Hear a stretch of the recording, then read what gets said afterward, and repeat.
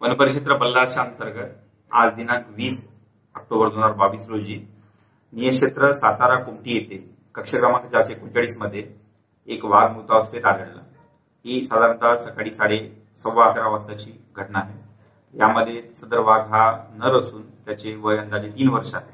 तर सदर वाघाचा शवविच्छेदन हे श्वेता बोधू, उपवन संरक्षक मध्ये चंद्रपूर, श्री बंडू धोत्रे, NTCA प्रतिनिधी Shri Mukesh Bhandarkar, PCCF wildlife यांचे प्रतिनिधी यांच्या उपस्थितीमध्ये श्री जांबुडे पशुधन विकास अधिकारी बल्लारपूर व कुंदन पोडचेलवार पशुवैद्यकीय अधिकारी ताडोबा अंधारी व्याघ्र प्रकल्प यांनी केला।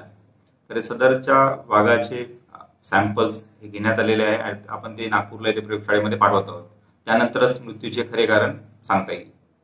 आणि मुख्यावर सर्वच अवयव वाघाचे शाबूत असल्यामुळे शिकारीची प्रथमदर्शनी घटना वाटत नाही।